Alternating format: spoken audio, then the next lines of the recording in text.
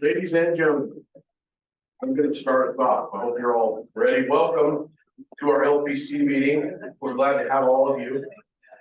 If I could, for just a minute, I'd like to tell you a little bit about our league officers had the opportunity to meet with the Senate President, the Speaker, and the Governor's staff in the last couple of weeks. I'll start with the Senate President.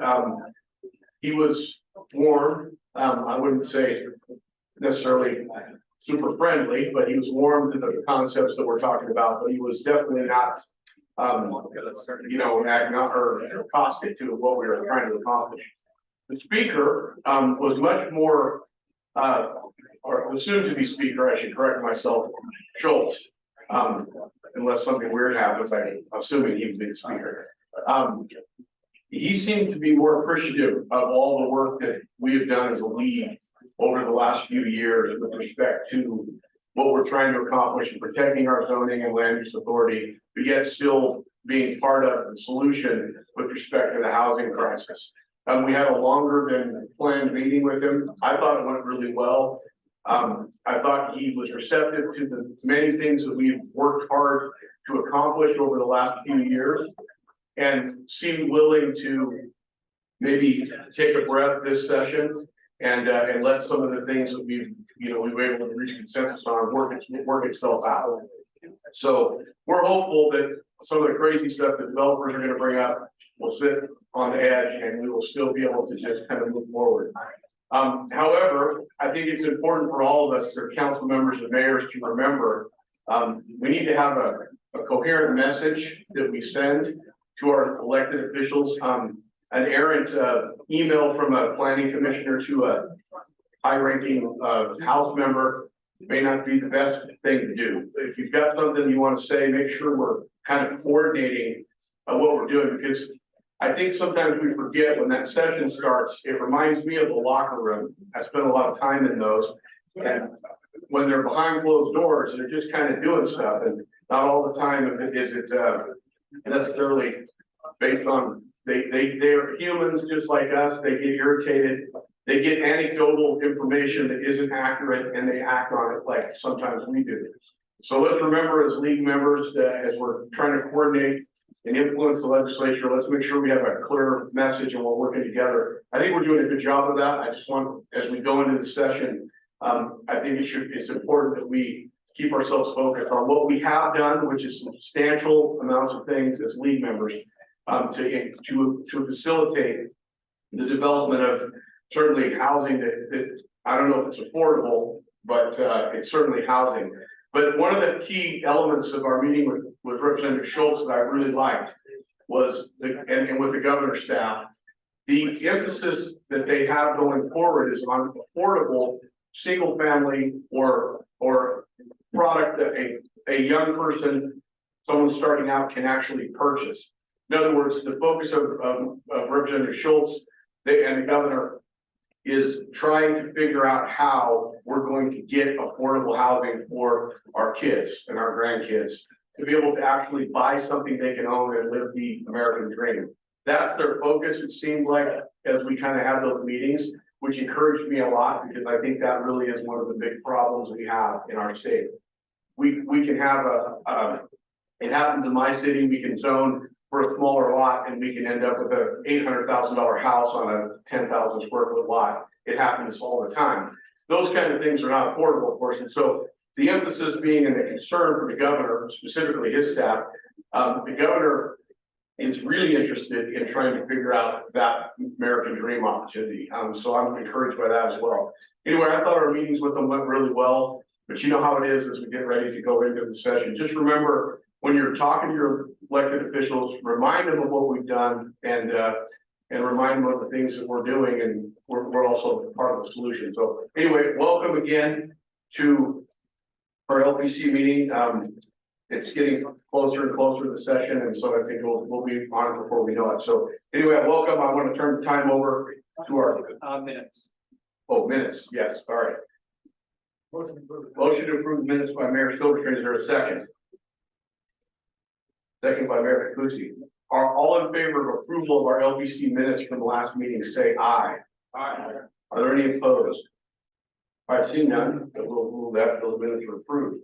Now, oh, one of the things that we did do, I want you to be aware of, if you don't have it, the lead staff compiled this paper, which you should all have, which is powerful in the sense that 165,556 entitled units in 60 cities in the state of Utah, just 60 cities. That number is influential to the legislature. It shows that there's entitlement going on. It shows that you folks are doing your work and you're being part of the solution. But these numbers, get this form, get it, memorize it, and use it as you're moving forward. That was really powerful thing that we were able to give our leaders.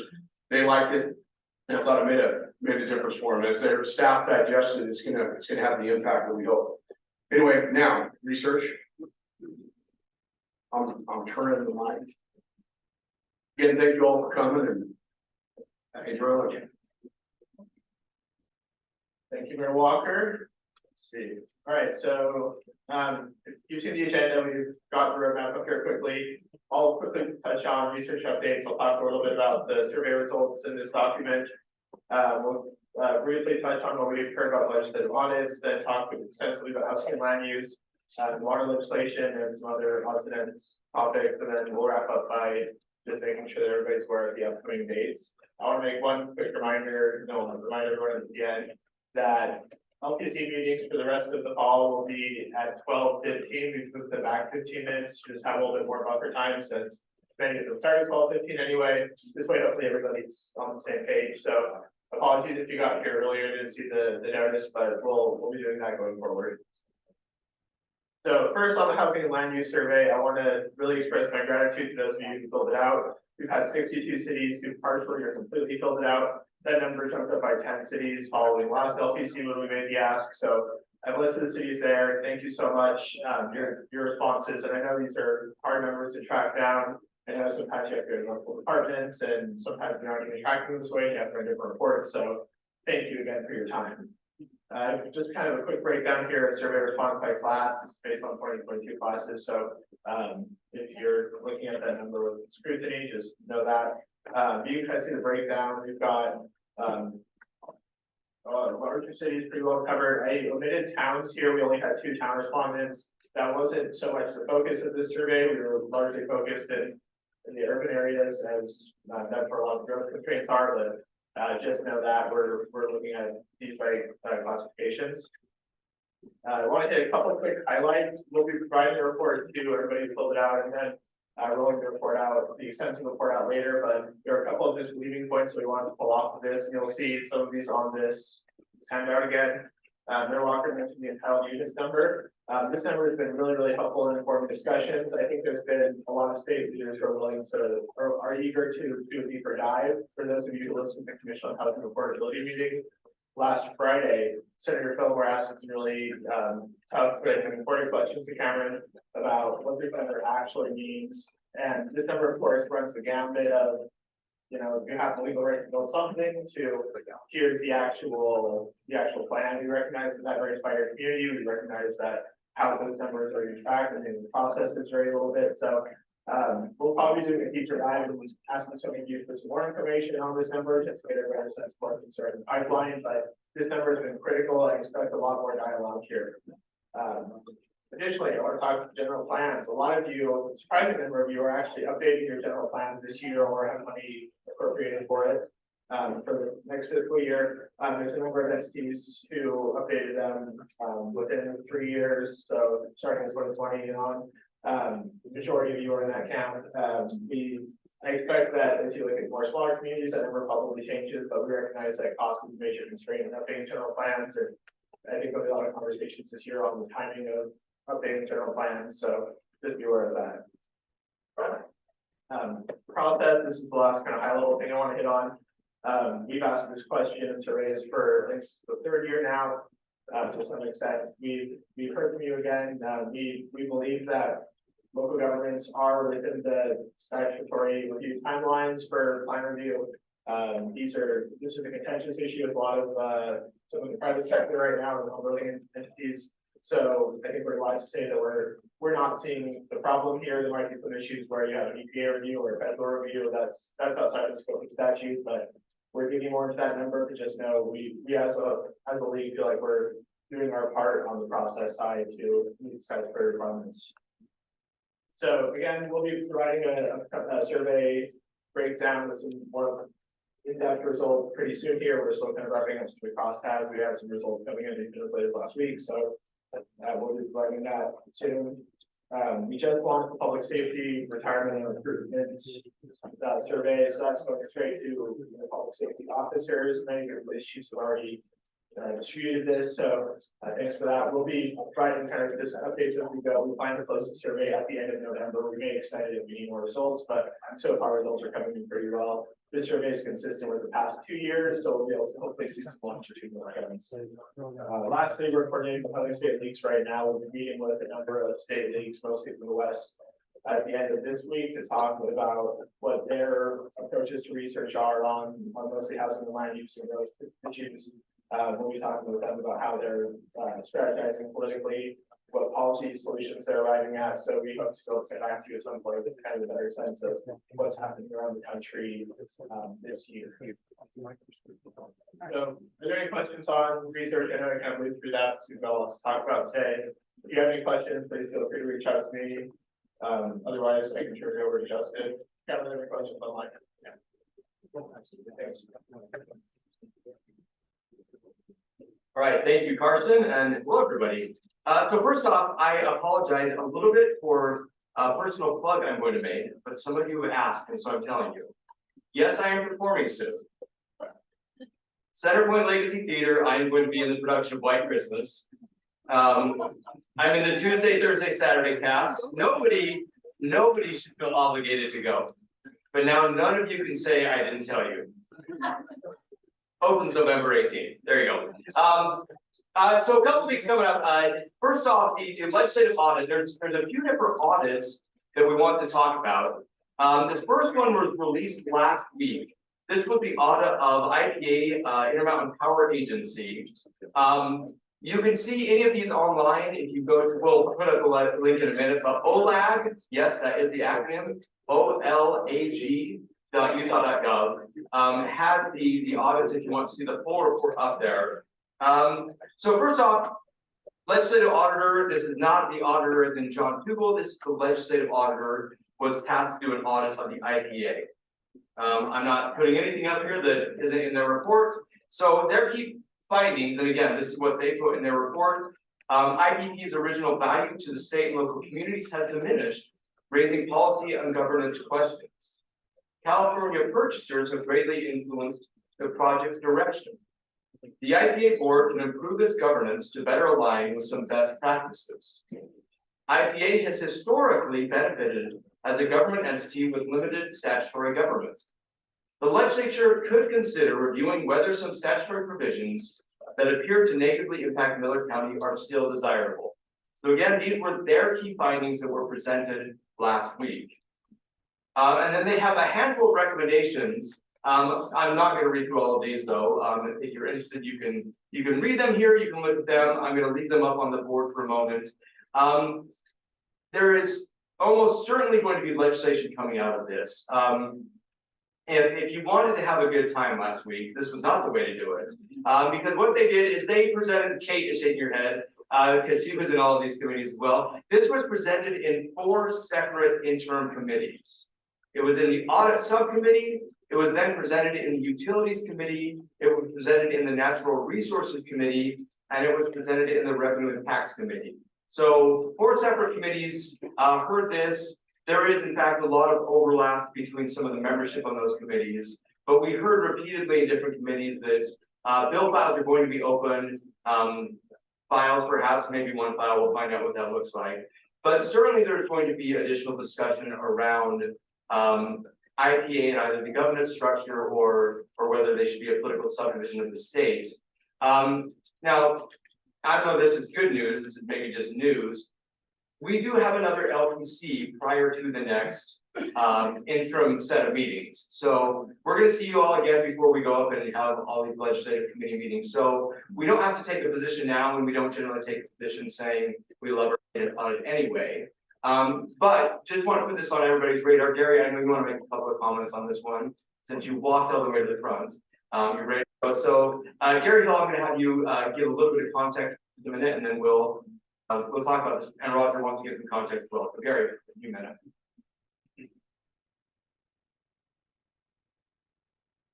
For the record, Justin invited me to come to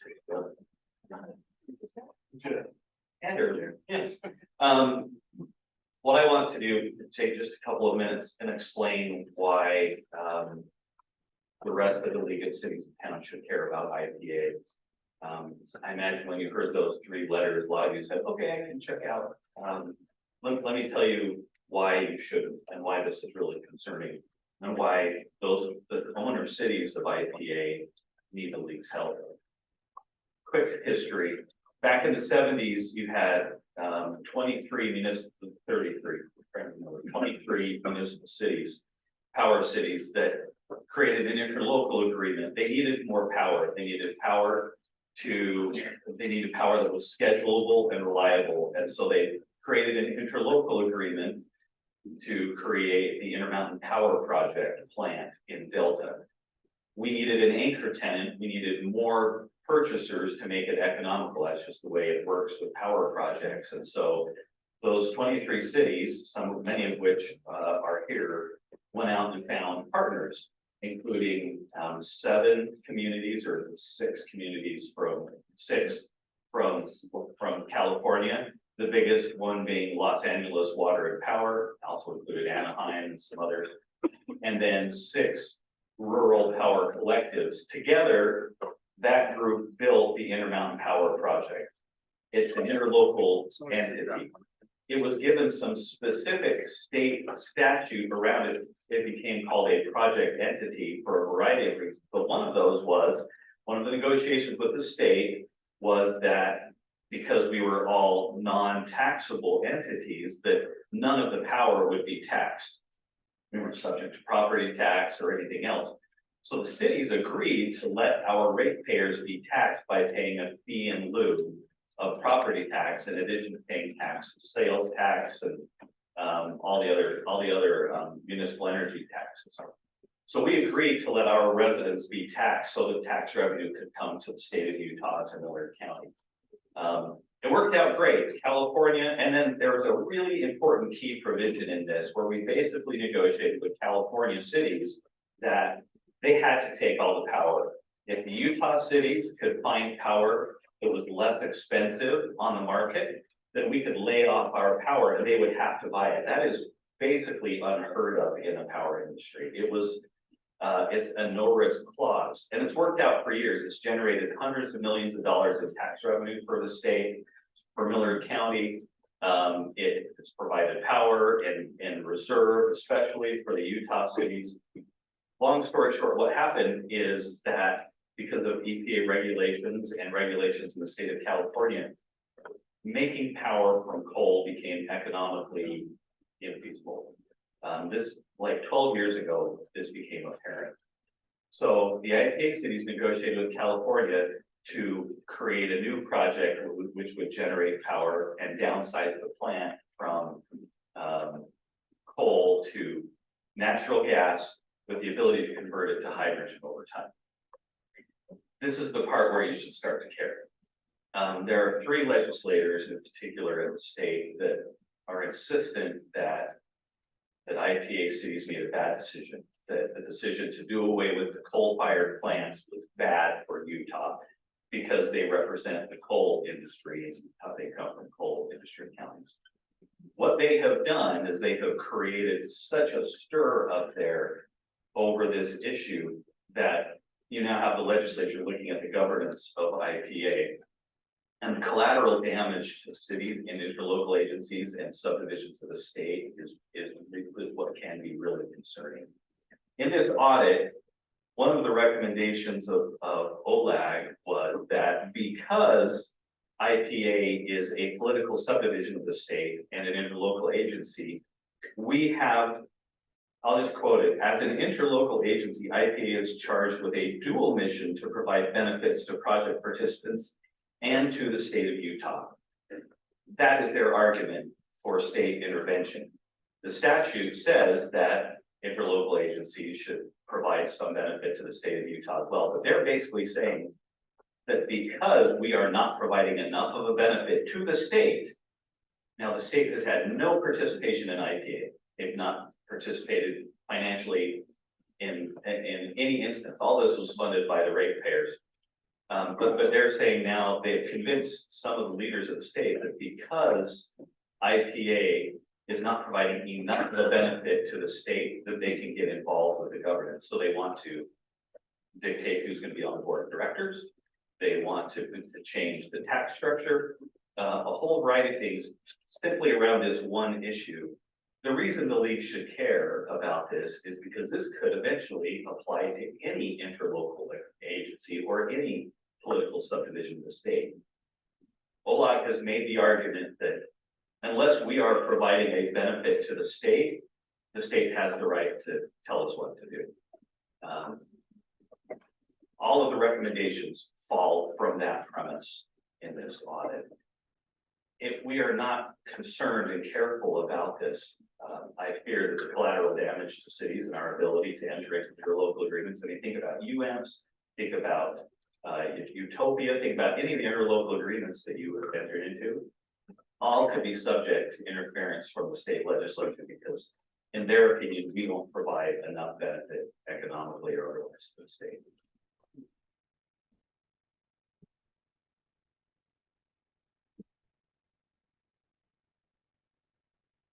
This is one of those issues that I have lived with since its inception.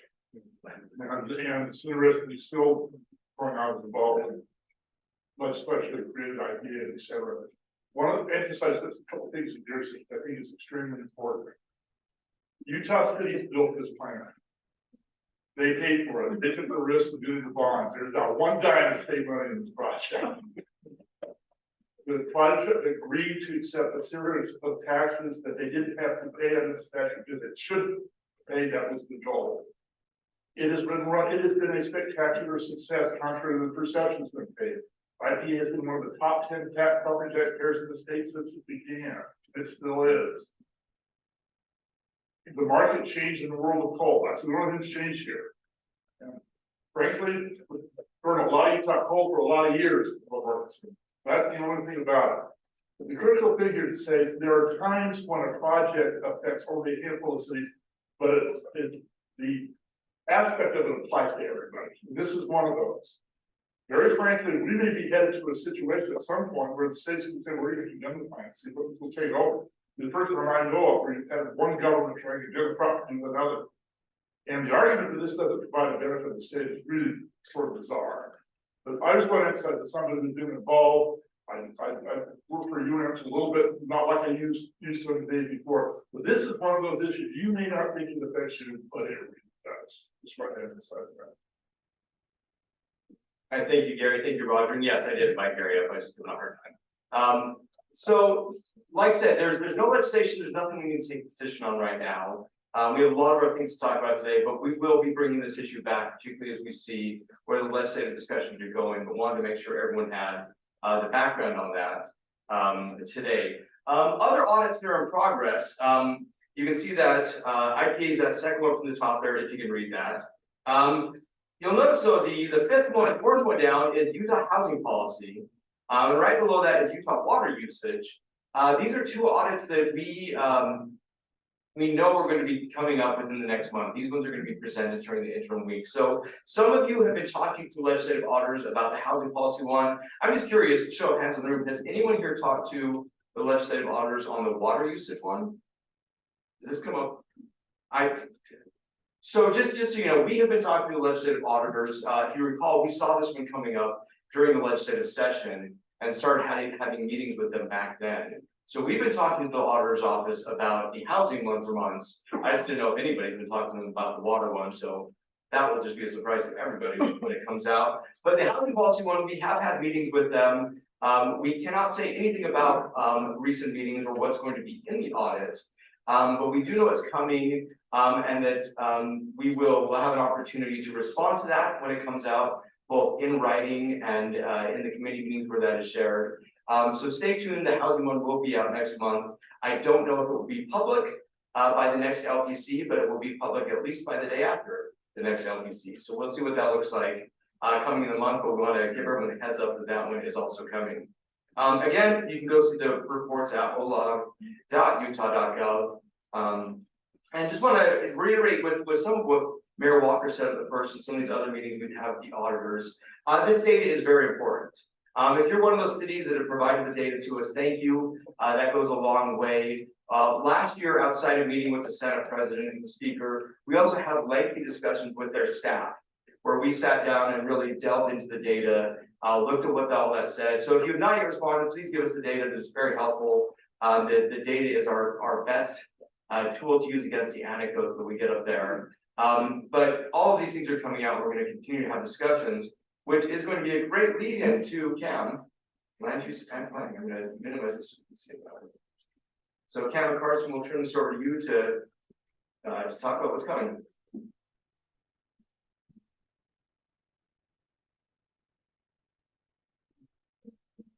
Thank you, Justin, and thanks everybody for being here, both online and in person.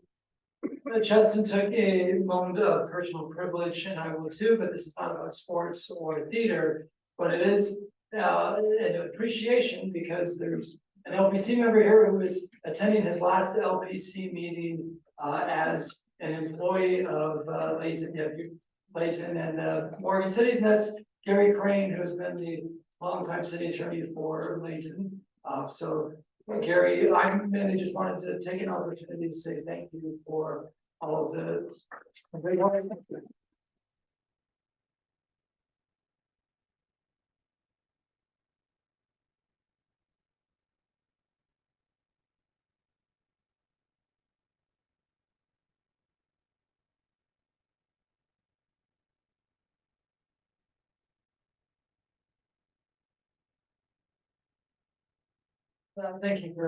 Thank you for showing your appreciation to Gary.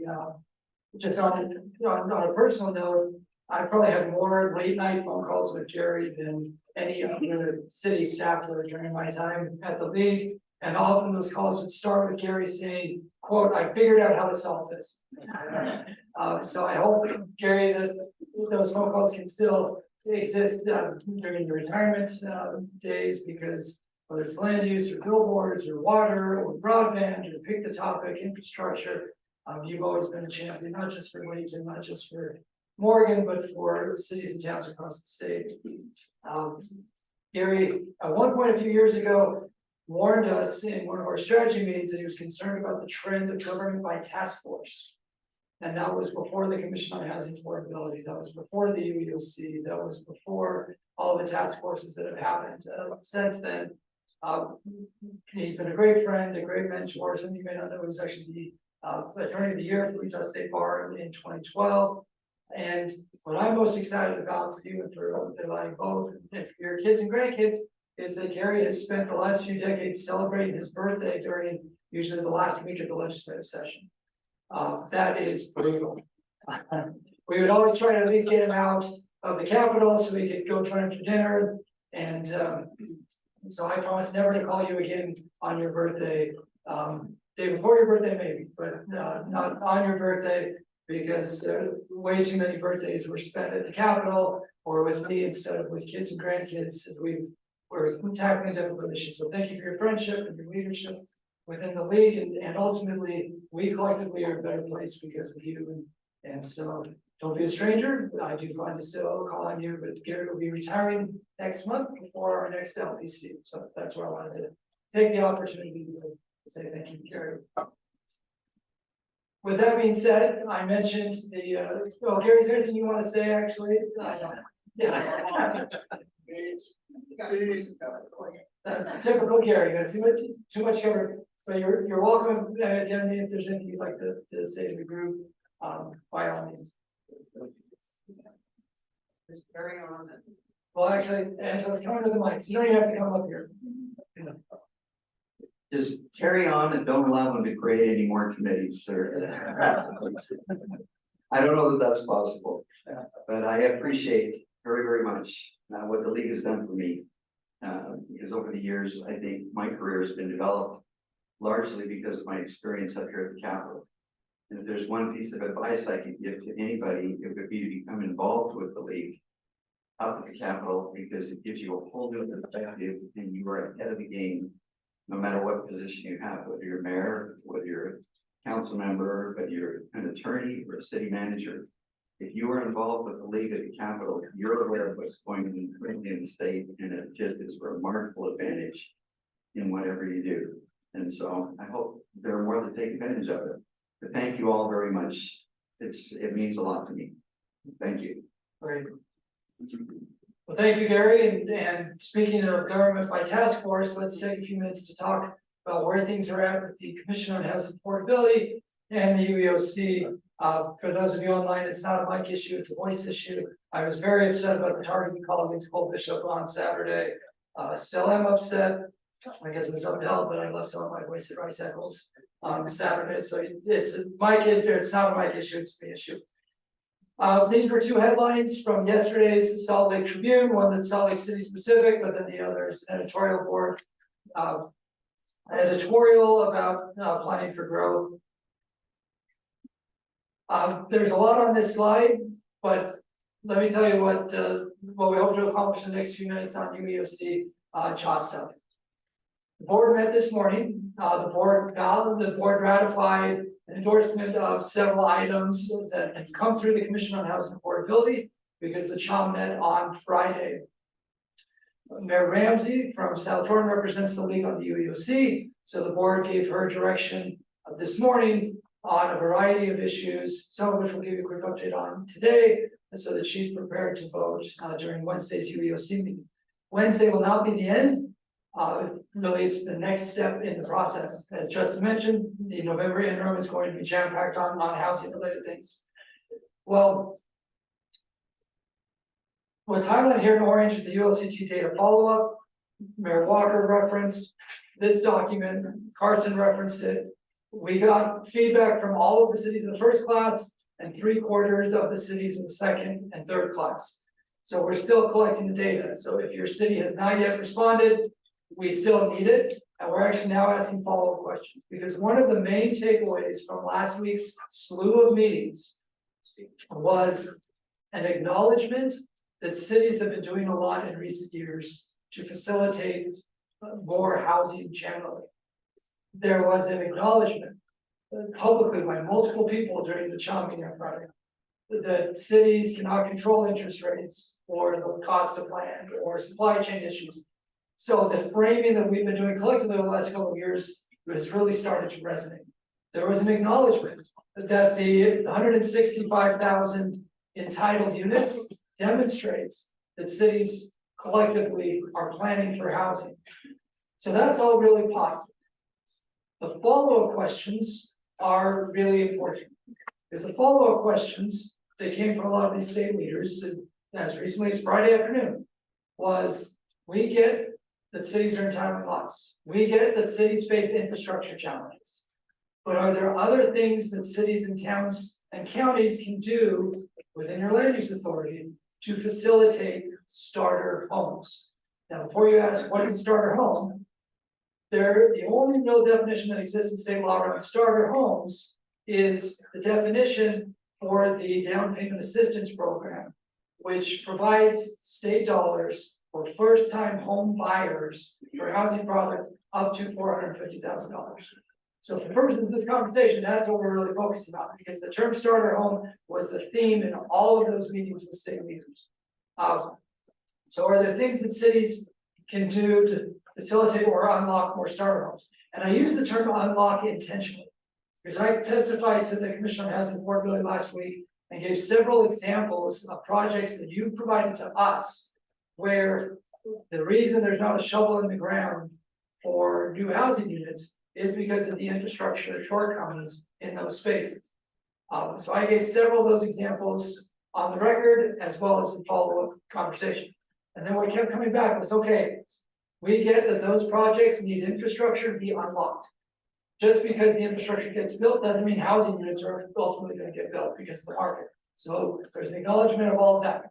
But they said, well, what about the step in between entitlement and when you get to that point? Are there other things that local governments can do for starter to facilitate or unlock starter homes? So the board had a really good discussion in this space. The other key piece that came out of last week's meetings was a lot of emphasis around most cities are doing a good job, but what about the cities that are not planning for a variety of housing types? And so we had a discussion at the board level today too, about what that looks like. As we think about how all these pieces are gonna come together in the next few weeks, recognize you're gonna have the Guiding Our Growth survey data, that's of the public. That was presented at the league conference, that's the first place it was presented. But that info is going to be widespread and public in the next couple of weeks.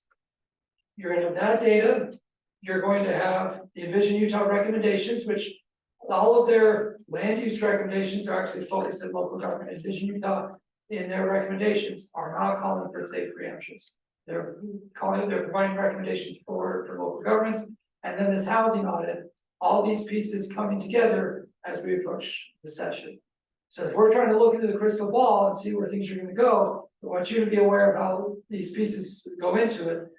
And then we're anticipating that the dialogue is going to start to shift towards starter homes specifically.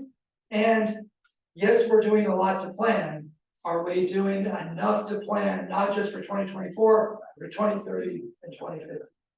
And so be prepared with that as the backstop. Okay.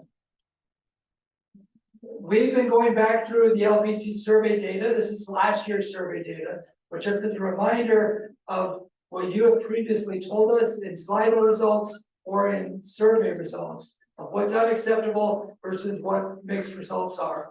I'm going to focus on this concept that we discussed before. I'm going to report back to you what the board said this morning.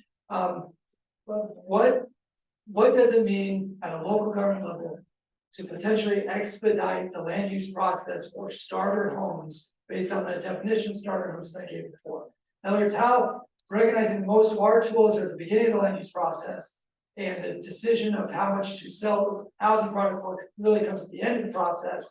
How is there a way as a city to provide an expedited process up front that then ties to the decision at the back end to sell homes that would qualify at that $450,000 amount and below? So this was the brainstorm list internally of some of the tools that we do have. Now, this does not include tools we don't have, but may exist in other states, like inclusionary zoning.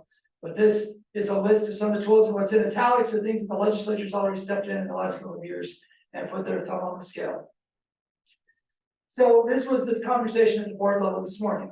Are there things that we could do on the administrative side or the legislative city council side to expedite projects that would result in the development of starter homes? Okay, so we're not talking about expediting all housing. We're talking about are there ways to expedite administratively or at the legislative level, local legislative level? Are there ways to expedite those processes in a way that incentivizes someone to produce actual starter homes? Okay. I've seen a lot of varied facial expressions, and that's great because we had a very spirited discussion at the board meeting today. So, for example, these were all examples because it was really a facilitated brainstorm this morning, not a here's a proposal to vote on yet. In the administrative space, we already have some shot clocks in law. Should those shot clocks be tied to the production of starter homes? That's on the administrative side. On the legislative side, if you are a city that has zoning in place and a property owner comes to you and requests a zone change that's consistent with your moderate income housing plan, and that zone change could facilitate the production of starter homes, should the state force the city to consider that zone change, formally consider that zone change? Pros and cons to both of these concepts, but it's an effort to try to address the follow-up questions that we heard in those meetings last week. Now, there are multiple circumstances that could come from this. For example, this could apply everywhere. That's outcome one. Outcome two is it only applies to the 83 cities that have to comply with moderate income housing plans. Outcome three is it's a consequence for non-compliance. So it's a consequence at the back end rather than an affirmative obligation on the front end. And then recognizing that every city's at a different phase of growth. If you're a greenfield community, right now you're seeing quite a few housing units produced that would qualify as starter homes. So should this potential process apply to your community? Because at that point, you could have a scenario where basically everything is being prioritized. But if you're a established mid-sized community or older community, that doesn't have the same growing pressures as that rapid growth, fast growth greenfield community, it doesn't apply there. So there are a lot of questions around the concept. What we were trying to figure out from the board this morning was the feelings around the process. Okay, Carson, are you answering the things in the chart or the chat room? Yeah, Okay, perfect. I just saw that there were questions that popped up. So here's the Slido question for the group. We'll give you a second to type in, because we're going to ask you here in a moment of your first blush thoughts around expediting land use processes in the administrative sense, as well as expediting processes by requiring that hearing to consider in the legislative sense. And then we're asking for your first blush. Are you comfortable? Are you concerned about those things? And then we'll have an open-ended question for you to give us your thoughts. Because I would love if we had a whole day where we could go person by person, where you could say, I like this idea, I don't like this idea. Carson, when people are filling in their name, you just want city, right? we could just do name for simplicity. Let's just do city. That way we'll feel more comfortable. Okay. Okay, so to ask you for your city, just put your city's name rather than your individual.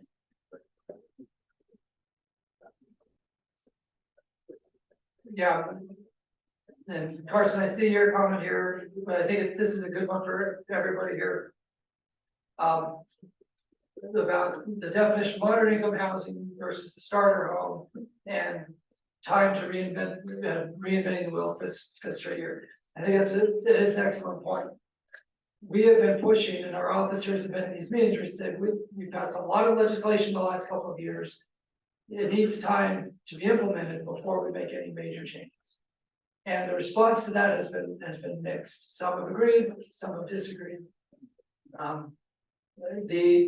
The reason we're asking this question around starter homes and not moderate income housing plans or moderate income housing generally is because in all of the dialogue we've had with state leaders with the officers the last couple of weeks, that's been the term of art we kept coming back to, is that narrow subsection of the overall housing market. In fact, during our board meeting this morning, Councilmember Dugan from Salt Lake, who made that same point, that the starter home piece is this piece of the overall housing spectrum. But for purposes of this conversation and thought process, we're focusing on that narrow subsection because that's been the focus of the dialogue with state leaders. Okay, all right. I think everybody's signed in now. So what do you think about that concept of expediting local land use processes to facilitate starter homes in the administrative arena? Our request would be don't tweet or blog the results as they come in, but we do want to get a sense from this group of what you think about it.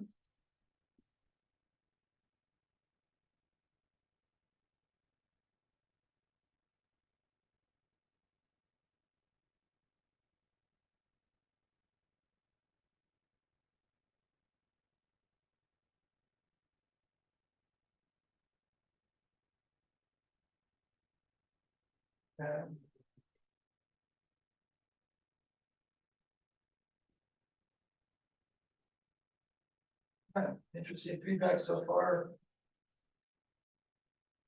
I'll leave it open for another 10 seconds. Cam, are they forced Oh, to keep Nathan. the price below 450? Yeah, so Nathan, good question. Yeah, the concept here would be the city up front says we'll prioritize it. But in exchange on the back end, they have to meet that criteria for starter homes. What happens if they They don't, yeah, I could stop, no, I could read your expression before the words came out. And that's a very fair question. Really, I think if we go down this path, we've got to figure out the answer to that question. Okay, so we've got 84. I think that's good. This is helpful feedback and really consistent with what the board said this morning. Okay, so this is expediting local land use processes but in the local legislative context. So this would be requiring the consideration of a rezone ask that would meet that starter home criteria.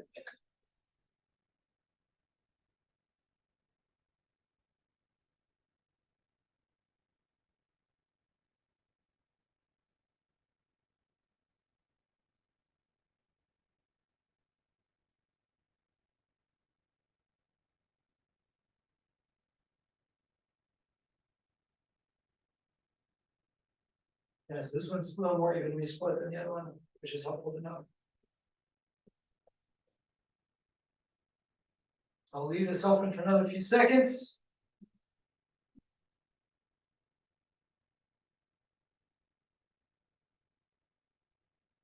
And we're over 80 now. Yeah, so this one's more divided than before, which is helpful because now this is the open-ended piece. And again, your comments are going to show up here on the screen, so be aware. Because what we'll do, we're going to have this open. This is your chance to give us feedback on either the administrative or legislative pieces. Similar to the question Nathan just asked from Harriman. You know, your city's going to show up with your comment. If you have questions or concerns, put them in here because then we'll go through as staff and follow up with the officers on the, you know, the feedback we have here, and then figure out if there is a way, and it's still a huge if there's a way to craft a proposal that meets those outcomes that we're hearing from the state leaders.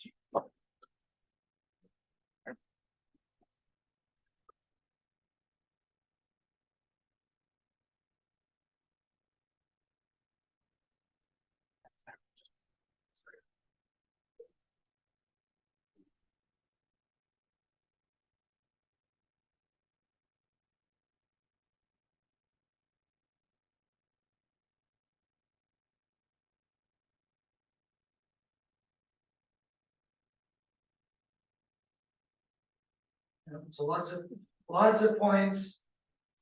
So let me go back to the price question because several people have brought this up and it came up in the league board meeting this morning.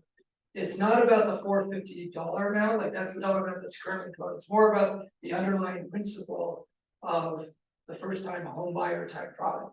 And there are several people who made the reference, who have referenced that there's nothing stopping developers from building this product now. That has been a key argument that we've been making because the cities are planning for a variety of housing types, the market's not producing things. So we should not be blamed for things outside of our control. And again, our messaging last week, as the officers met, as Mayor Walker referenced earlier, the response back from the governor, the future speaker, Senate president, the CHA co-chairs and others was we get that cities do not control all these pieces. You only control the land use, planning and zoning piece, and infrastructure. You do not control market forces. You do not control the inflation and interest rates, etc. So it was a very positive response that way. But then their follow-up question came back to, with the tools that you do have, is there anything else you can do? And that's why we're trying to ask the question broadly, is there anything else that we can do? Because what we've seen in other states, for better or for worse, is the state has stepped in and said, you know what, we'll just preempt local zoning and require or allow by right small lots, small houses. Yeah, we've had multiple legislators who said that to us, so like the easy solution is just get cities out of the way. And our response back is, even if you got rid of zoning tomorrow, that doesn't mean starter homes are going to get built because of all those market forces that are outside of our control. So in a way, we're also trying to say, look, we aren't the obstacle here, and to demonstrate it, we will prioritize in the areas where we can prioritize a starter home type product, so long as there's a guarantee on the back end that it truly is built as a starter home.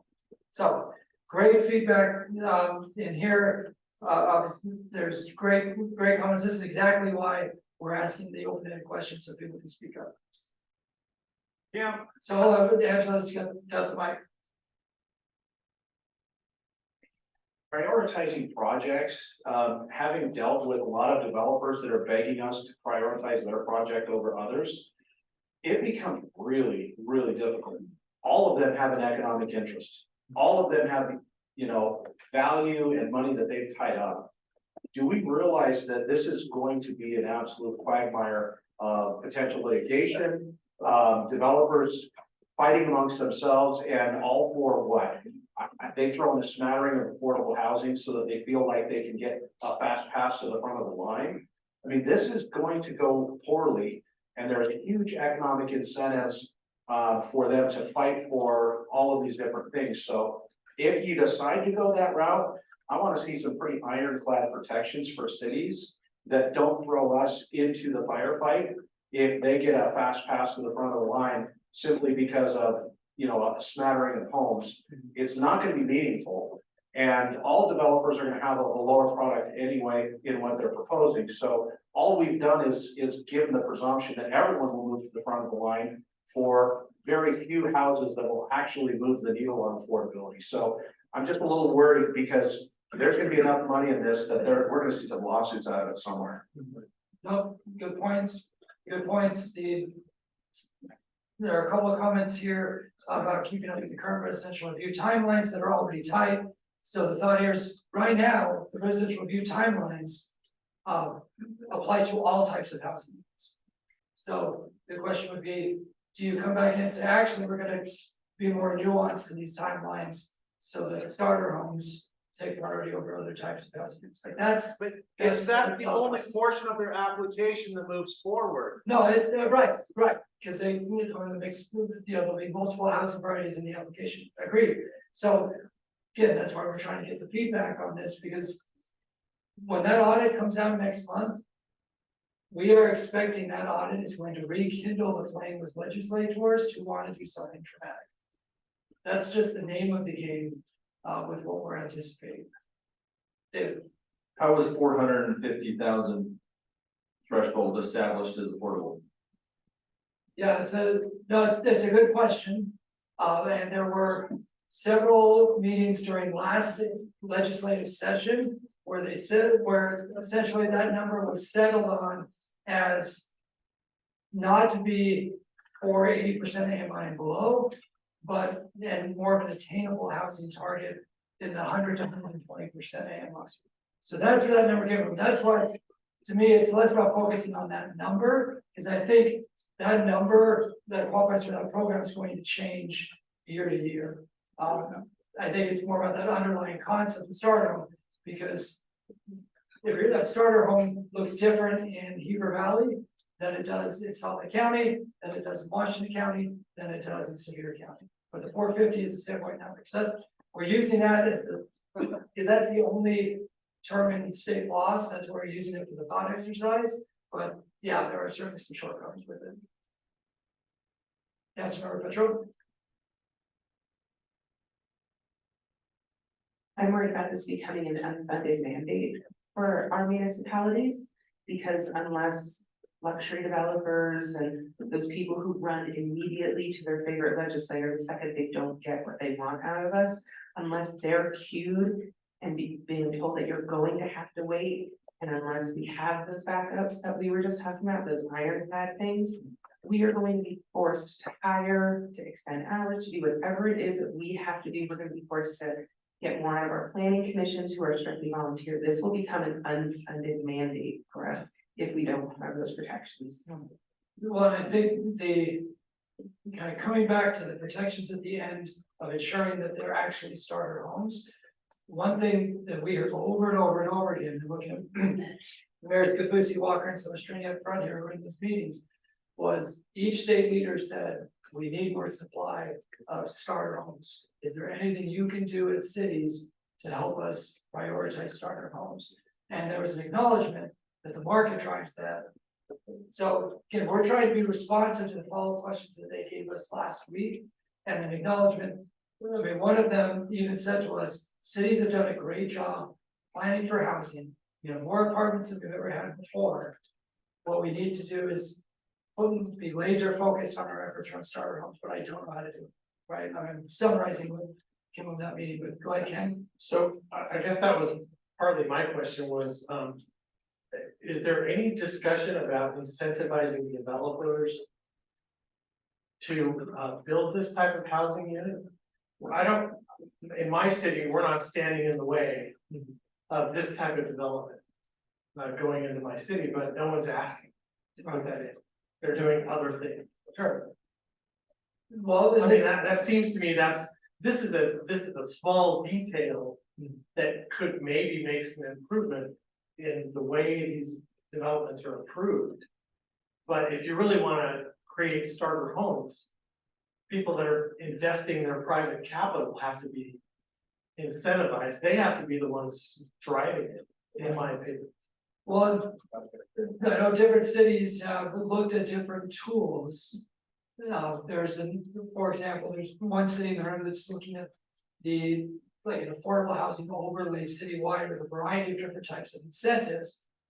This is, in a moment, we're gonna come to the consensus, non-consensus items from the CHA.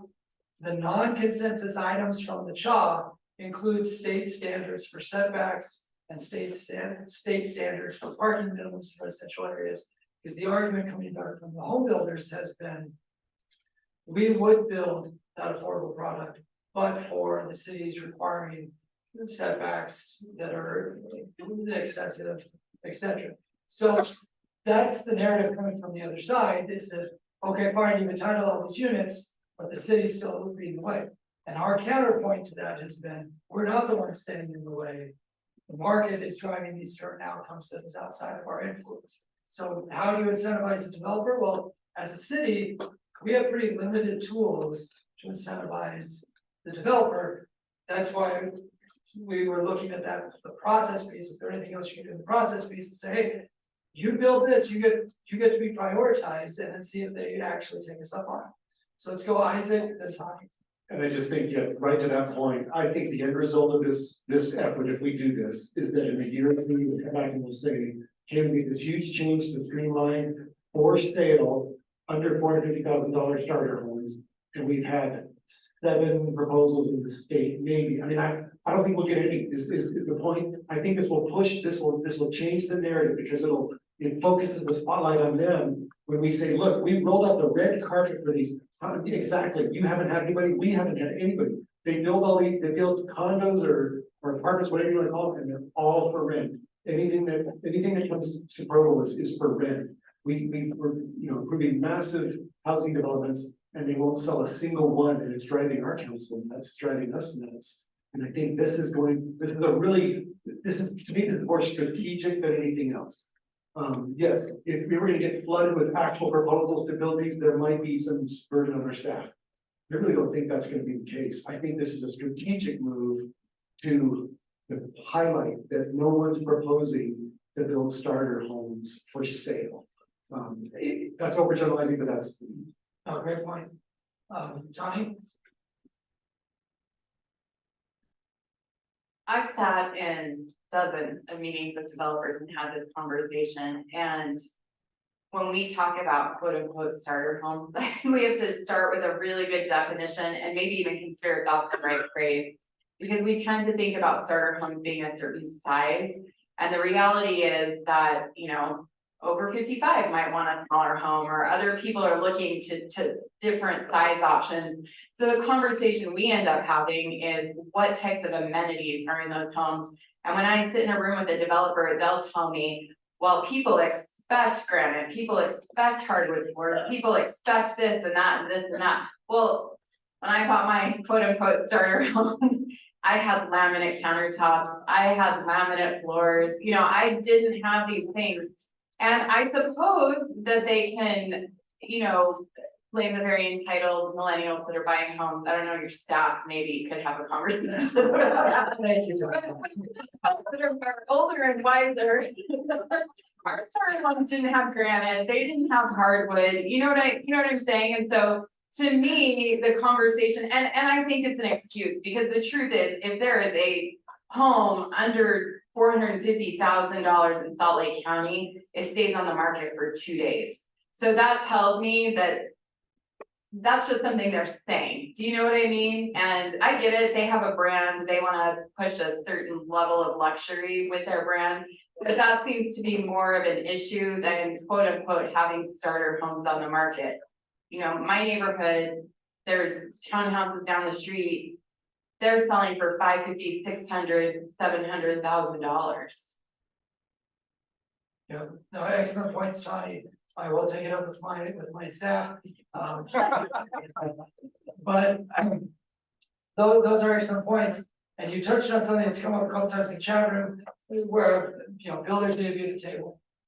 There are meetings almost daily at the Capitol with us as league reps and reps from the building industry and others. So when we talk about the non-consensus items in a second, that's their wish list. That came from the builders, and we have argued about that list all interim long, within the UEOC umbrella.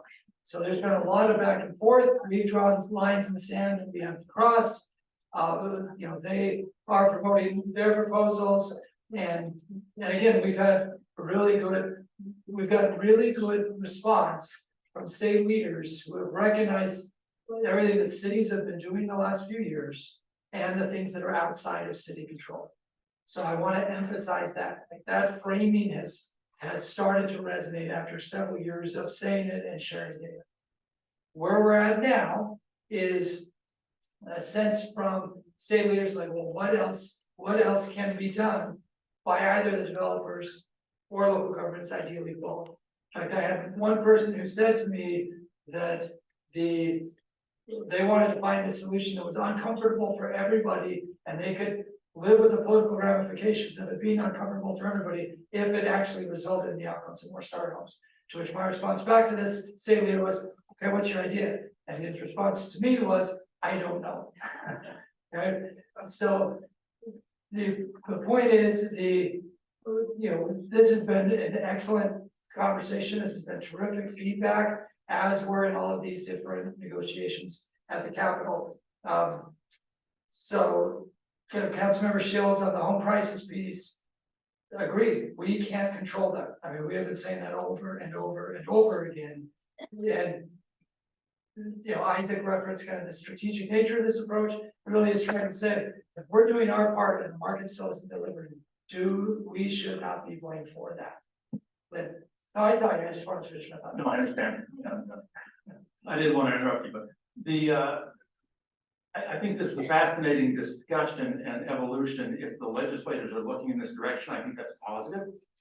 And we ought to encourage rather than discourage that discussion. If what they're focusing on is the starter home concept, quote unquote, then they're focusing on the product and the price of the product that is being built. And that may flip with the next change of ownership, whatever it might be.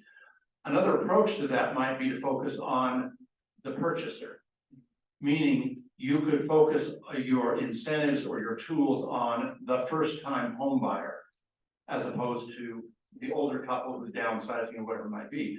And in that context, depending on which you focus on, either the price of the product or the assistance to the purchaser, you end up with different tools. And the reason I say that is because, I know, Ken, you and I have had this conversation, but in all this conversation about housing crisis, that crisis is most severe on the people who currently aren't in the market and don't have any equity. For people like most of us, we have something. We may hope to upsize into something else, but we have something and we have realized the equity that has grown in what we already own. But for those who are not in the market at all of these apartments don't help them. These apartments just make that first hurdle even more difficult to bridge. So I would suggest that as we explore this concept of starter homes, that's great. But in my view, starter homes really ought to be first-time home buyer. How do we help the person who isn't in the market get into the market? And that could be with a low-priced product or with assistance to get into a market-priced product.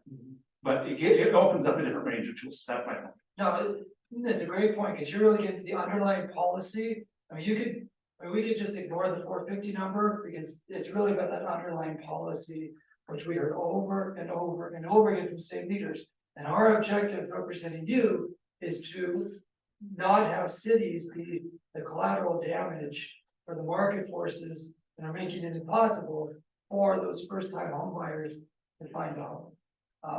So when Lynn said, there are other tools, I'm all ears if If this conversation has spurred thoughts of other tools to help that first time home buyer beyond what we've discussed here, let us know so we can keep that dialogue going. JJ. Yeah, just following up on what Lynn said, and I'll bet you Mayor Shepherd has bent your ear on this as well. That community land trusts may be a very good tool to accomplish the same thing, lowering that barrier of entry, because you're right, Lynn, those who aren't in the market now can't get in. And once they can get in and build some equity, and community land trusts are a tool to accomplish that and perpetuate that affordability in those properties owned by the trust, why doesn't the state do more from its own resources to accomplish that instead of, I know there are a few trusts that have become into existence here within the state, but it's only a few. Yeah, it's a small number. I think there are 3 community land trusts I know of. And it's a great point. And last year, the legislature did invest in a shared equity model, and they're considering doing it again this year, where the state would help with the nonprofit sector, help first-time homebuyers get into housing product, and then some of the equities is shared with the first-time homebuyers, and when they move up to another home, they take some with it, but then the rest stays with that unit, so the unit stays perpetually affordable to a first-time homebuyer. So it is a great point. So let me just try to play that out one more step. If in Sandy or in Clearfield, you had an applicant coming for a rezone, and that applicant was, the property owner was the community land trust, and they were looking to do a rezone, does it make sense? Like, would you as a city prioritize that rezone request over other rezone requests? If so, what would that look like? Or if it's an administrative base, could you prioritize that to get the community land trust ownership to the finish line sooner? Good, open-ended question. I see both of you on your heads, but I think like that's part of the answer we want to take back to state leaders. Like, if we got these types of applications, our members want to see more for sale product for first time homeowners, whatever it looks like.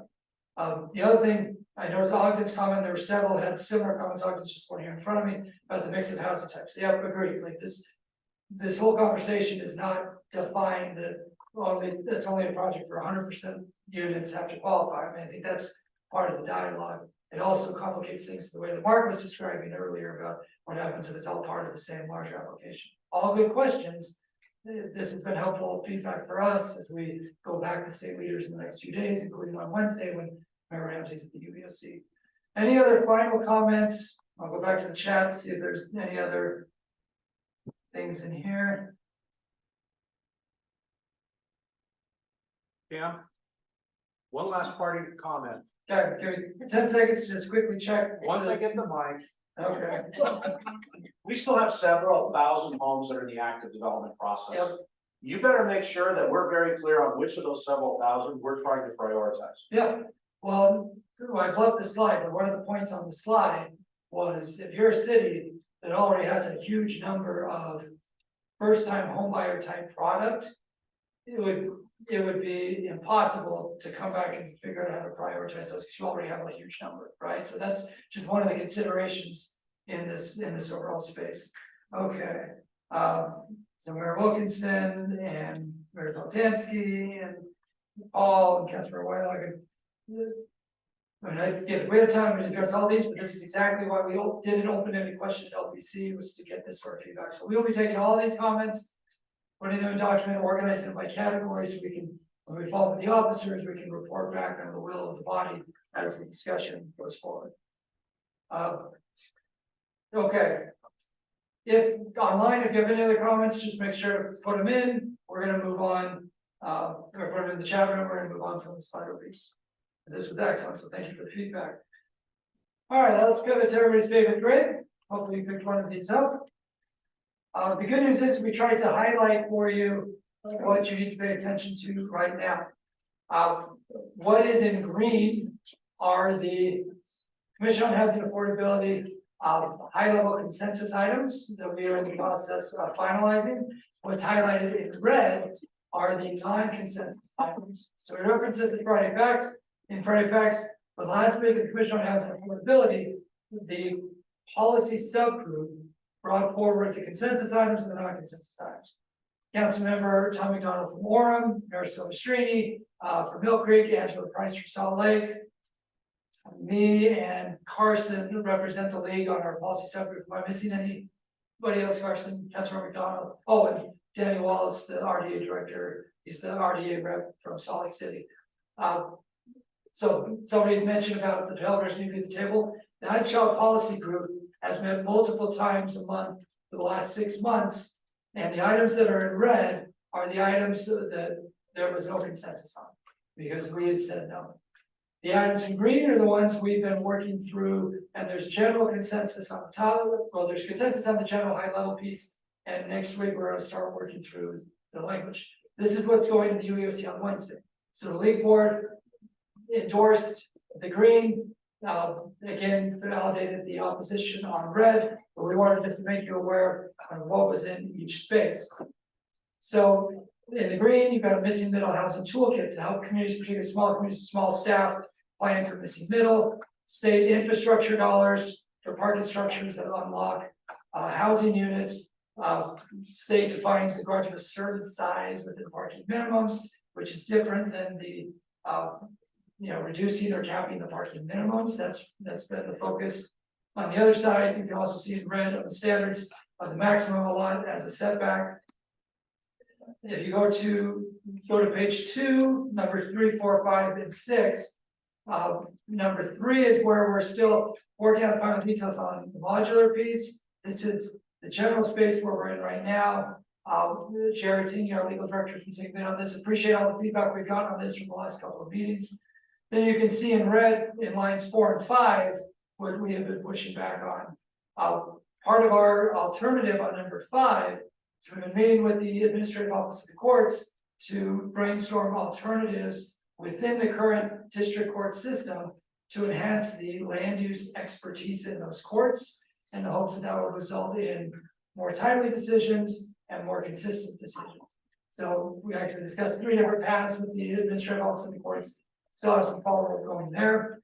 You can see what's highlighted in green on the CRA RDA set aside, and then all the different dollar amounts. So several people talk about like what is the state doing? These are the funding requests that the Wayne Niederhauser co-presented with Dave Damshin, seeking state resources for a variety of housing types, deeply affordable, permanent supportive, conservation, and the like, as well as potential new funding stream to help with social services and mental health services around homelessness. So the league board this morning endorsed these concepts because they'll all be at the UEOC on Wednesday. To be clear, they endorsed the green concepts, rejected the stuff that is in red. This just gives you a sense of this is how all the dollars come together for permanent supportive housing, which is not your starter home. That would be more deeply affordable and housing that has services attached to it. And then we have the other UEOC topics here around the State Infrastructure Bank and Transit Innovation Grants. Okay. Because the board's already taken positions on those, that was really for information purposes. I do want to pause here to pivot to lids and to transportation utility fee. So they may come up at UEOC on Wednesday. It's still to be determined because we haven't seen the final materials yet. But any final questions from the group about what's going to the UEOC on CHA and growth items? Going once. Going twice. Okay, so Justin, I'll let you do lids, I'll have my first break, and then Roger, I will quickly hit transportation utility fees, which unfortunately are cut off. There are actually 8 things. They got cut off on the printing here, so I'll pull up the 8, all of them. Okay, I'll go ahead and do them. Okay, quick update on lids. There's not a whole lot of update. Last month when we met, we did a survey asking how people felt about different takes on that. Since then, I have met with Representative Dunnigan, who's a sponsor of the lid bill, who we're still talking to this year. Let him know what the results of the survey were, and let him know that without some kind of gatekeeper role from the city, that there's no proposal out there that's gonna make us get to a comfortable place. So he's very much aware of that. One thing that I know will excite everybody is that there will probably be a new acronym when we see some new bill language. I know that's what you're all hoping for, and it may not have an "it" at the end. We may be going a completely different direction, so next month, get ready for the update where we may have a new acronym. But Representative Dunnigan is still wanting to talk about this, as we met with the governor's office, as we met with the soon-to-be speaker. We also made it very clear that there is no interest in any kind of proposal where we're giving a private entity sovereign powers, that we still want to have a gatekeeper role if we're going to move forward on anything on that. So that has not changed. We took those results back, showed those to Representative Dunnigan, had that conversation with the speaker. Again, we don't know if this is going to show up on the UEOC. We're certainly not in any kind of consensus place on this yet. But we're still talking. So no real big updates, but that's about all the break I can give your voice on that one, Cam. Unless there's any questions anybody has. Nope, just enough time to turn around. Perfect, all right, I'm almost done. Still on your grid with the UEOC growth transportation utility fee. Here's what you need to know that has changed from when we met 3 weeks ago. First, the other stakeholders, the Taxpayers Association and the Liberty Trust Institute, are under the gun to deliver to us at Representative Peterson by early November their counter proposal in this space. So right now, what she has put forward based on our feedback has been the 5 steps you have in your grid, plus number 6 is a dedicated account for transportation utility fees to go into, and that's a dedicated account for use. And then number 7 would be an annual review, similar to what we refer to as the Provo model, because Provo in their ordinance for the transportation utility fee requires an annual review where they look at all of the transportation revenues coming into the city and evaluate how to proceed for the subsequent year with the transportation utility fee. So those are the 2 items that got cut off when we printed. Okay, I want to make sure you're aware of those. For cities that currently have a transportation utility fee, the dialogue is about giving a runway so that you would have a short period of time to convert your current fee to meet the state standard, if the state standard goes into law. What we're anticipating from the other side, I'll let Roger take a quick moment. Do you want to do what you want me to? Okay. Really what we're anticipating from the other side is trying to make the transportation utility fee process as close to a truth in taxation process as possible. That's really where they've come back to. It's not gonna have a separate notice or anything else, it's really enhanced transparency. Yeah, yes, our term would be enhanced transparency. In their case, they want, they want a truth in taxation like process. So we're waiting for their specific counter proposal. We don't have it yet. Stay tuned. If we get it before we have our next meeting, we'll try to circulate it quickly to those of you who are in our infrastructure work group. If we don't get it in time, we may just get as we walk into that meeting, but we have our core principles on this issue that will inform the negotiations there. Okay, any questions on transportation utility fee?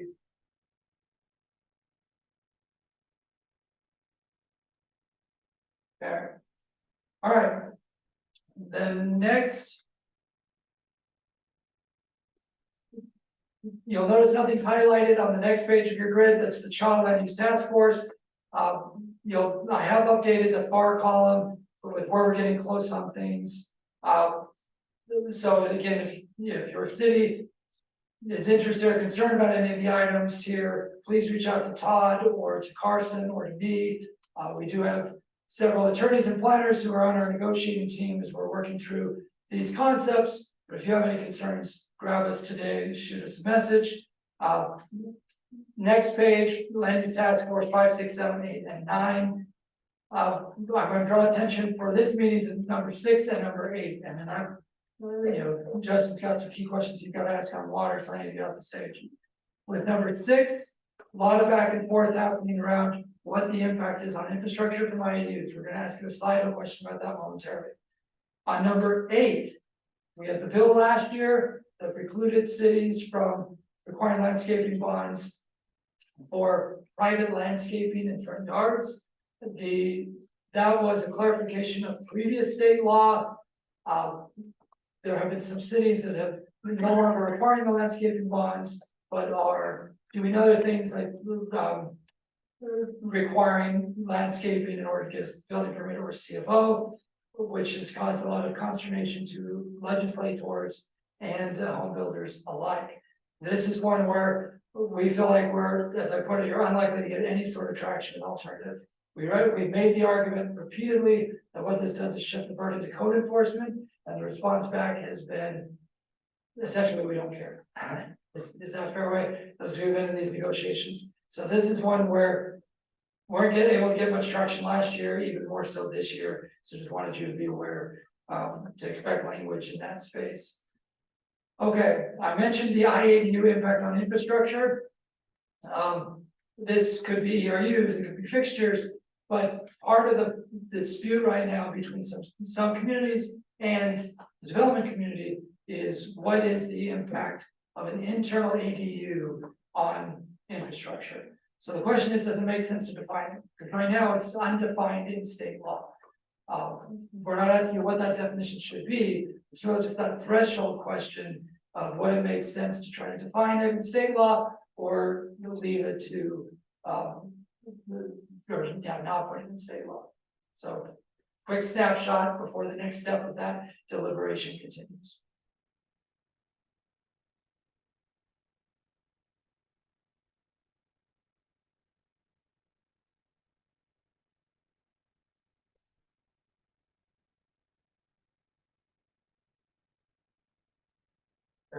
Pretty evenly split, and you added. All the way about 10 more seconds. This is helpful because this conversation came up a few days ago, and it's helpful to know where you are at collectively before the conversation continues. Check the chat rooms if there's anything on this space.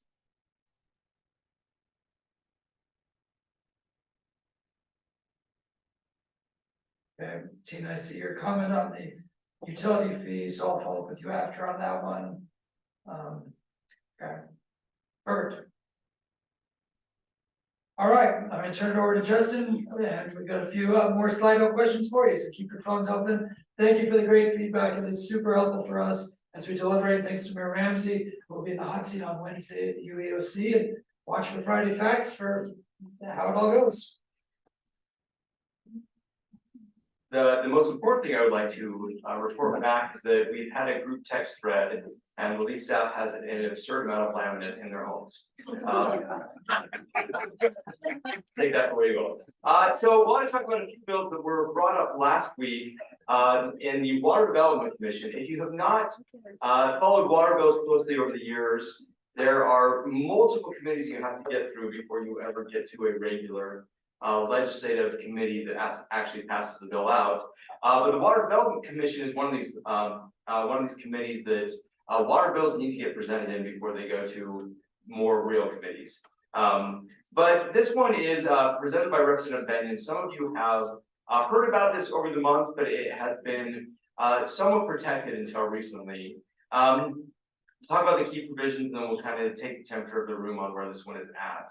So number one key provision is before December 31st, 2029, a municipality's general plan must include a riparian area element for riparian areas located within the municipal boundaries. Now, some of you are asking, what is that definition of a riparian area? It's up there on the screen for you. This definition has gone through a lot of revisions. It has been very broad. This one is still fairly broad, including wetlands and other areas. This one may include wetlands, but does not by default include all wetlands. One of the concerns that is brought up by some cities who have looked at this is that even just identifying all of these areas would be difficult and somewhat costly and take some resources. But there's the definition of it. And then the other key provision I'll bring up here, if you're looking at the bill line 769, in drafting the riparian area element, Planning Commission shall establish vision for the riparian area within the municipality, and identify strategies to implement the municipality's vision for the riparian area that shall include recommendations to update the municipality's land use ordinances to support the riparian area vision and other strategies that the municipality considers appropriate. The bill also has a long list of may considers that are after that, but that is the shall. So the shall is by December 31st, 2029, everyone have to update their general plans to include a riparian area element, recommendations on ordinances to deal with that, and strategies for preserving the riparian areas. So with that, happy to take any questions for like a minute. Yeah, Lynn. I don't know. Is this driven by interest in development? Clinton Bay, Sandy City. Is this bill driven by an interest in allowing development in riparian areas or in preserving and protecting riparian areas from development? The interest is very much in preserving and protecting from development. Thank you. Yeah, great question. So with that, I don't want to take position on this one today because it's still draft language, but I would love to get your temperature on this one, so pull your phones back out. How do you feel about the riparian corridor proposal? Very concerned, uncertain, somewhat concerned, very comfortable, or somewhat comfortable? I'm going to leave this one open for about 30 seconds.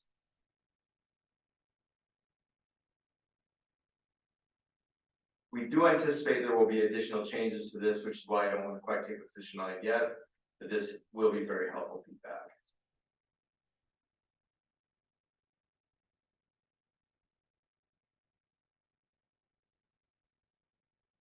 About 10 more seconds. We'll jump for our next one.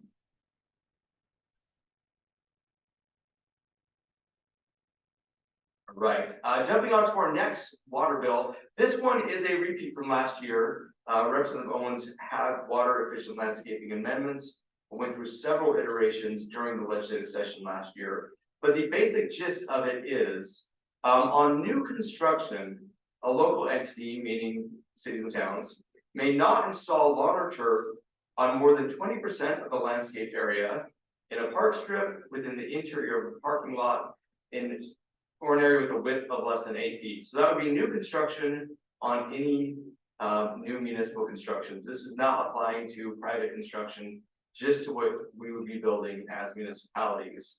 May install turf for active recreation areas and active use areas, which are defined in the bill.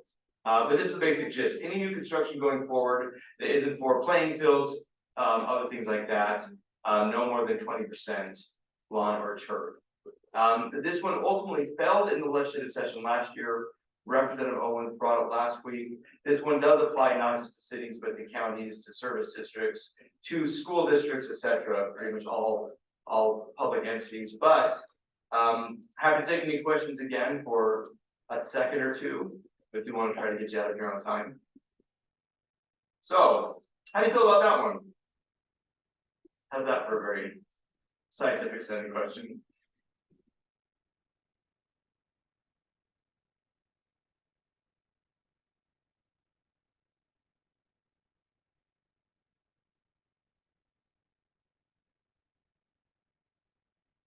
And again, there could be some changes to this one. He's still trying to decide if he ultimately brings the bill back again. But this feedback will be helpful.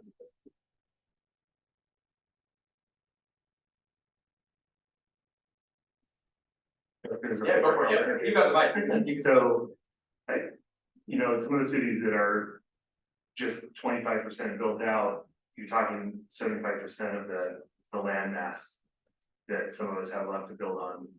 And this would apply to all of that. You're not talking about any landscaping for existing homes, you're talking about new construction. And we're not talking about private homes either. Oh, no, this is not If you're private. gonna build a new city facility. of some Oh, sort, okay. only applies to city. Thank you, that helps. Yeah, I didn't say that one up before. Yeah, only applies to city stuff, to public construction. Okay, last one I'm gonna do real quick.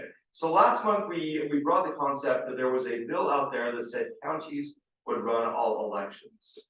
There's been a tweak to that bill, and this is what was presented in the interim meeting last week.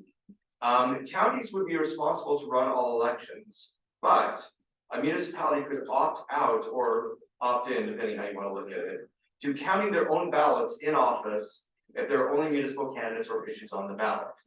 Canvassing would still remain with the municipality, and candidates could declare candidacy with either the county clerk or the municipal clerk. So some slight changes. Now, the big thing here is really declaring candidacy with either municipal clerk or the county clerk. That is a change. You already canvassed your own elections. That's not any difference. That's just a difference from potentially the previous bill. Right now, if there are ballot issues that go beyond your municipal borders, the county is already going to be running your election the way current law is structured. So that's really not that much of a change. The real change is you would just have to send something to the county saying, instead of going and doing your interlocal that says we're going to contract you to run the election, this bill would now say you would send something to them saying, we're going to run our own election instead of you doing it. Otherwise, it would just default to them running the election. So happy to again answer any questions on that really quickly. But with these changes, would like to get your comfort level on this bill as well. So the last one we're going to ask. So again, counties would run it, but you can opt out or opt in, depending on how you want to phrase it. From someone who has a lot of experience with elections, the real change here is just instead of doing the local interlocal, you're really just opting in or out. The rest really isn't that different, even though it's a very long bill.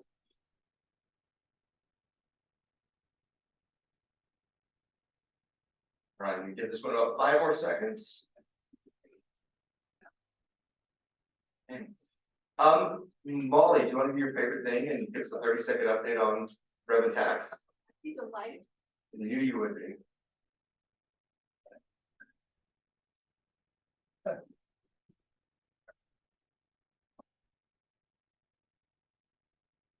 Two things for you from the interim revenue tax committee.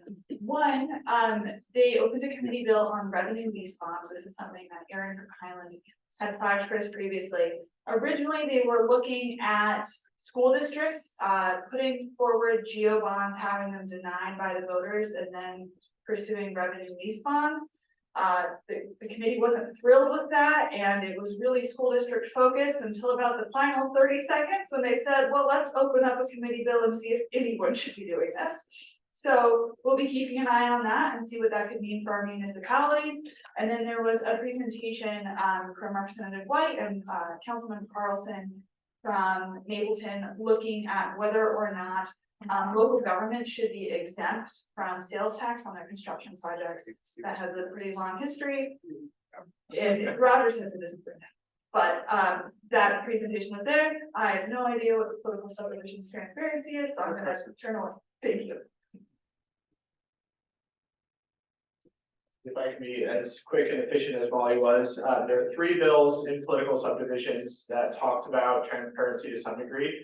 The first was a proposal from Representative Cutler that would allow municipalities the option through a pilot program possibly to use the state's transparency.utah.gov conflict of interest reporting portal. He feels like there are municipalities, it's kind of an onerous system, so he wants to see if any municipalities would be interested in that. Please talk to Justin or I, if you have experience in that or be interested in possibly piloting that, and we'll get you some more information. Second, there's a bill from Representative Dunnigan, it's through the Political Subdivisions Committee as well, trying to clean up the definition of public meetings / public meetings in the Open and Public Meetings Act. This is intended as a cleanup bill. We haven't dug into this yet from a legal perspective, but expect there to be a bill on OPMA, and we'll keep you posted before. Lastly, there was a proposal that's been floating around through the interim on trying to change how you report to the PTIP through the state treasurer site. It looks like the bill will now just require the treasurer to submit an annual report to the public political subdivisions interim committee, explaining the breakdown of municipal contributions to the PTIP. So just so you're aware, those things are all moving. None of those are particularly alarming. Most of them are optional. But those are all conversations that are happening on the transparency front, and while technical now could change in the future. So that's all I have on transparency. Let Justin or I know if you have any questions about any of those 3 topics. The next slide. All right, upcoming dates. I'll turn it over to Mayor Walker.